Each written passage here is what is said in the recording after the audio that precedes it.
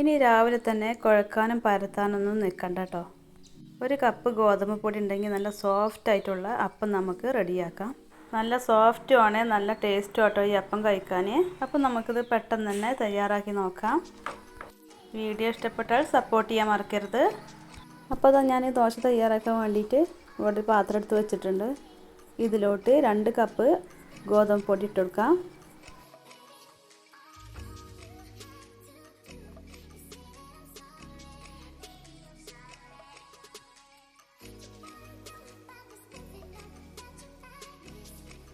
ഇനി ഇതിലോട്ട് 1/2 കപ്പ് ചിരകിയ തേങ്ങയും കൂടെ ചേർത്ത് കൊടുക്കാം.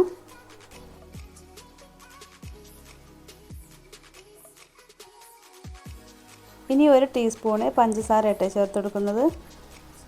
പഞ്ചസാര നിർബന്ധമൊന്നുമില്ല കേട്ടോ. ഞാനിതിലേക്ക് കറീൻ്റെ കൂടെയൊക്കെ കഴിക്കുമ്പോൾ എനിക്ക് ചെറിയൊരു മധുരം ഉണ്ടാവുന്നത് ഭയങ്കര ഇഷ്ടമാണ് കേട്ടോ. അപ്പോൾ അതുകൊണ്ട് തന്നെയാണ് ഞാൻ ചേർത്ത് കൊടുക്കുന്നത്. അപ്പോൾ നിങ്ങൾക്ക് വേണമെങ്കിൽ അത് സ്കിപ്പ് ചെയ്യാം. ഇനി ഇതിലോട്ട് ആവശ്യത്തിനുള്ള ഉപ്പും കൂടെ ചേർത്ത് കൊടുക്കാം. ഞാനിവിടെ 1/2 ടീസ്പൂൺ ഉപ്പ് ചേർത്ത് കൊടുത്തിട്ടുണ്ട്. പാകത്തിന് ചേർത്ത് കൊടുക്കുക. ഇനി ഇതൊന്ന് കലക്കിയെടുക്കണം. അതിന് വേണ്ടിയിട്ട് ആവശ്യത്തിനുള്ള വെള്ളം കൂടെ ഒഴിച്ചെടുക്കാം. അപ്പോൾ വെള്ളത്തിൻ്റെ കണക്ക് ഞാൻ കറക്റ്റായിട്ടൊന്നും പറയണില്ല. നമ്മൾ കുഴച്ച് കലക്കിയെടുത്തതിന് ശേഷം ആവശ്യമുണ്ടെങ്കിൽ വീണ്ടും ഒഴിച്ചെടുത്താൽ മതി. നമ്മൾ ദോശക്കൊക്കെയുള്ള അത്രക്കുള്ള ലൂസ് മതി.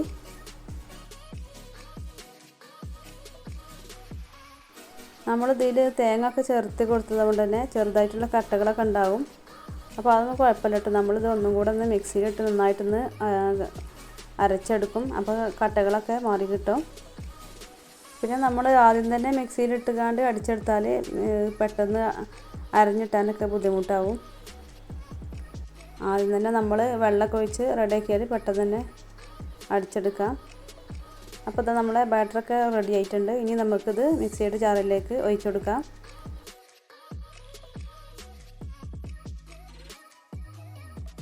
ഇനി ഇത് മിക്സിയിലിട്ട് അടിച്ചെടുക്കാം.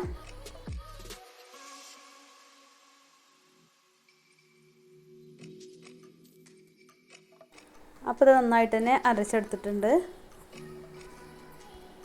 നമ്മൾ നേരത്തെ എടുത്തിരുന്ന പാത്രത്തിൽ തന്നെ ആയിട്ട് നമ്മൾ ഒഴിച്ചു കൊടുക്കുന്നത്. അപ്പോൾ ഇത് നമ്മളെ അപ്പത്തിനുള്ള മാവൊക്കെ സെറ്റായിട്ടുണ്ട്. അപ്പം ചുട്ടെടുക്കുന്ന സമയത്ത് ചെറുതായിട്ടൊന്ന് പൊങ്ങി വരാൻ വേണ്ടിയിട്ട് നമ്മൾ ഇതിലോട്ട് 1/2 ടീസ്പൂൺ ബേക്കിംഗ് സോഡയും കൂടെ ചേർത്ത് കൊടുക്കാം. ഇതും കൂടി ചേർത്ത് കൊടുക്കുമ്പോൾ നന്നായിട്ട് തന്നെ ഒന്ന് സോഫ്റ്റായി കിട്ടും. അപ്പോൾ നന്നായിട്ട് തന്നെ യോജിപ്പിച്ചെടുക്കാം. ഇനി നമ്മളിതൊന്ന് റെസ്റ്റ് ചെയ്യാൻ വെക്കട്ടോ. ഒരു 15 മിനിറ്റ് സമയമെങ്കിലും ഒന്ന് റെസ്റ്റ് ചെയ്ത് വെക്കണം. അപ്പോൾ ഞാനിവിടെ ഒരു 20 മിനിറ്റ് സമയം ഒന്ന് റെസ്റ്റ് ചെയ്യാൻ വെച്ചിട്ടുണ്ട്. ഇനി ഇത് നമുക്കൊന്ന് തുറന്ന് നോക്കാം.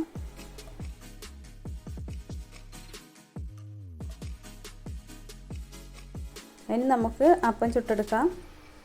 അപ്പോൾ അപ്പം ചുട്ടെടുക്കാൻ വേണ്ടിയിട്ട് ഞാനിവിടെ ചട്ടിയൊക്കെ ചൂടാക്കി വെച്ചിട്ടുണ്ട്. ഇനി ഇതിലേക്ക് നമുക്ക് ബാറ്ററി ഒഴിച്ചു കൊടുക്കാം.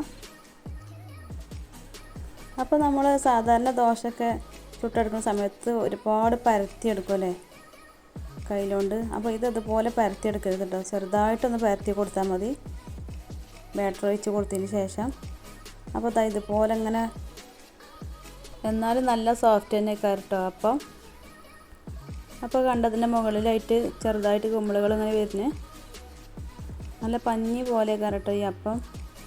ചൂടോടെ തന്നെ കറിയൊക്കെ കൂട്ടി കഴിക്കാൻ നല്ല ടേസ്റ്റാണ്. അപ്പോൾ ഇതിൻ്റെ മുകൾ ഭാഗം എല്ലാ ഭാഗവും ഒന്ന് കളർ മാറി വന്നതിന് ശേഷം നമുക്ക് ഇത് ചട്ടിയിൽ നിന്ന് മാറ്റാം. അപ്പോൾ ബാക്കിയുള്ളത് നമുക്കിതുപോലെ തന്നെ പരത്തിയെടുക്കാം. ദോശയൊക്കെ പെട്ടെന്ന് തന്നെ നമുക്ക് ചുട്ടെടുക്കാം. അപ്പോൾ നമ്മളെ അപ്പമൊക്കെ റെഡി ആയിട്ടുണ്ട്. അപ്പോൾ ചപ്പാത്തിയൊക്കെ എപ്പോഴും നമ്മൾ കഴിക്കണതല്ലേ. അപ്പോൾ ഇടയ്ക്ക് ഇതുപോലെ ഒന്ന് തയ്യാറാക്കി നോക്കിട്ടോ. ചിക്കൻ കറീൻ്റെ കൂടെ ആണെങ്കിലും കടലക്കറിൻ്റെ കൂടെ ആണെങ്കിലും ഒക്കെ നല്ല ടേസ്റ്റാട്ടോ. നല്ല സോഫ്റ്റ് ആയിട്ടുള്ള അപ്പമാണ്. അപ്പോൾ വീഡിയോ ഇഷ്ടപ്പെട്ടാൽ ലൈക്ക് ചെയ്യാൻ മറക്കരുത്. പുതിയ വിഭവമായി വീണ്ടും വരാം. Okay, thank you.